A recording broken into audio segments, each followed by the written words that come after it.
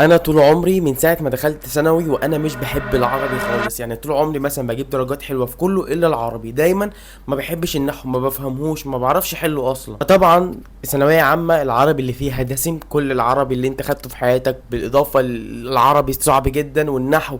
وانا بقى كنت طول عمري بقعد كده في العربي ده بالذات انا مش فاهم حاجه، يعني حتى اسهل القواعد انا مش عارف افهمها، لان انا عقلي النحو ده انا عندي عقده منه من وانا صغير. فالمهم انا جاي اقول لك ايه الغلط اللي انا عملته اللي خلاني اجيب 46 من 80 في النحو في ثانويه عامه. اول حاجه، انا كنت بذاكر النحو من اول السنه، كنت بذاكر، ولكن انا ما بفهمش النحو زي ما بقول لكم، يعني مهما اذاكر فيه انا مش هفهمه. كنت بقى دايما بذاكر نحو وراكم بقى كل الباقي، يعني قراءه راكم، نصوص فكك، تعبير يا عم سيب مش عايزينه، بلاغه يا عم فكك. كنت دايما براكم كل الحاجات دي ومركز في النحو بس. ويا جدعان انا ما بفهمش النحو خالص، يعني انا مهما احاول اعمل انا مش عارف افهم النحو، عقلي ما بيتقبلهوش. انا طبعا كان عندي بين المواد الغير مضافه والمواد المضافه العيد، فكان في وقت ان انا راجع فيه. فالمهم انا كنت قلت بقى ايه، انا راجع فيه كله، رجعت البلاغه كلها والنصوص كلها، كنت قاعد حرفيا براجع كل حاجه من الاول. وكنت براجع النحو، ولكن النحو انا كده كده كنت بقول ان انا ايه حاضره، يعني حتى لو مش فاهمه انا مش عارف اتقبله، فخلاص انا راجع كله بقى وخلاص.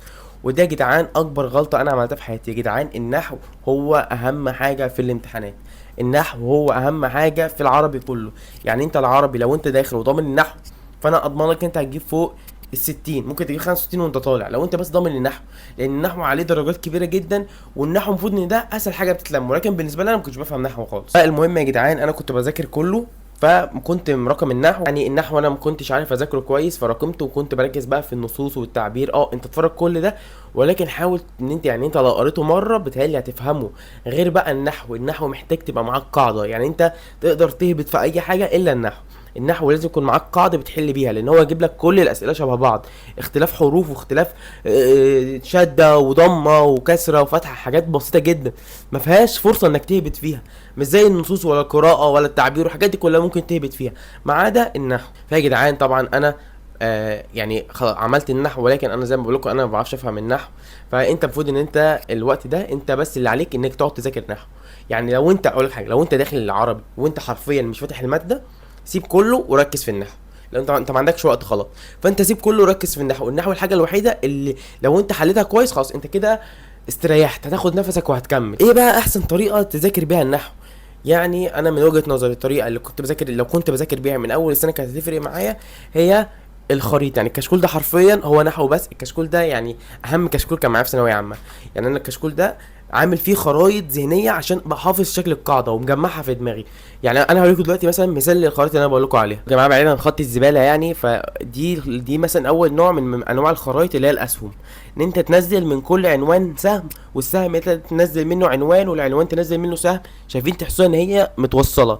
دي صراحه كنت بحبها جدا، وكنت بحس ان انا بفتكر الاسهم دي، يعني افتكر العنوان بالاسهم اللي تحتيه، وكانت بتساعدني على الحفظ احسن. اللي هو موضوع الاسهم ده، يعني شايفين مثلا عندي مثلا اسلوب التعجب نازل منه سهمين، سماعي وقياسي، قياسي نازل منه سهمين، واحد نازل منه سهمين وواحد نازل منه 3 اسهم. فاهمين؟ هي دي كانت بتحفظني بسرعه جدا. برضه طريقه حلوه تحفظك بسرعه ان انت تذاكر لنفسك بطريقه المدرس، يعني تكتب بالعاميه، تكتب الشرح اللي المستر كان بيقوله، عشان لو احتجت الجزء تاني ما تضطرش ان انت تشوف الفيديو من الاول، لا انت هتشوف الشرح باللغه العاميه زي ما هو كان بيقول، هتفتكره على طول. برضو طريقه الخرائط التانية ان هو ان انا اكتب اسم الوحده مثلا واسم الدرس، واطلع من كل عنوان اطلع الحاجات اللي تخصه بس، يعني ما اكتبهمش تحت بعض، لا ده انا هعمل كده فواصل بين كل عنوان والتاني. يعني مثلا كامل استفهاميه لوحدها، كامل خبريه تحتها، يعني كل واحده انا كاتبها لوحدها. شايفين؟ مش حاططهم كلهم تحت بعض عشان افتكر التعليمه والاسهم اللي انا مطلعها دي كلها. يعني بصوا انتوا لو هتقلبوا كده هتلاقوا ده الشرح الطبيعي، يعني ده الشرح العادي، وهتلاقي كده هنا اهي دي خرايط ذهنيه بعيدا عن الخط، يعني هتلاقي بقى مجمعها لكم بالطريقه اللي انا بقول لكم عليها، اللي هي دوريه على كل حاجه واقعد اطلع منها اسهم. دي كانت بتسهل لي الحفظ وكنت بفتكرها في الامتحان، ولكن انا صراحه ما كانش معايا وقت وكنت يعني مش مهتم بالنحو قوي، فعشان كده يعني هو صراحه اللي عكل الدنيا. يعني انا تهيألي انا مش حالي غير 3 اسئله في النحو صح ولا حاجه، عشان كنت مهتم برضو بحاجات تانية وكنت مش مهتم بالنحو قوي، وكمان ما كنتش بعرف اذاكر النحو. يعني اكتشفت مذاكره النحو دي في الاخر كمان. بصوا اهي دي بقى كده الايه الخرائط الذهنيه بقى. وخلي بالك العربي مش بتاع بصمجه، انا كنت ببصمج العربي ورحت في داهيه زي ما انتم شايفين اهو. يعني انا حرفيا اللي وقعني انا كله في الخمسينات ما عدا العربي، هو اللي وقعني هو الفيزياء. فانت مش العربي مش محتاج بصمجه. يعني مثلا مش اي استعاره مكنيه اختارها، اي استعاره تصريحيه اختارها، لا ما تمشيش بالمبدأ ده. يعني انا كان عندي مثلا واحده استعاره تصريحيه وواحده تشبيه بليغ، كنا كلنا بنختار استعاره تصريحيه واخترتها وطلعت في الاخر تشبيه بليغ. فاهم حاجه انت تركز وتحاول يعني انقذ ما يمكن انقاذه، حتى لو ناقص يوم ناقص يومين. انا كنت فاكر ان انا كنت بلم حاجه فرع، يعني انا تقريبا التعبير كله لميته قبل الامتحان بكام ساعه، الحاجات دي كلها لميتها بسرعه. القصه حاجه تافهه جدا، الحاجات دي كلها بتتلم بسهوله، ولكن النحو هو الحاجه الوحيده اللي محتاجه منك وقت وتركيز.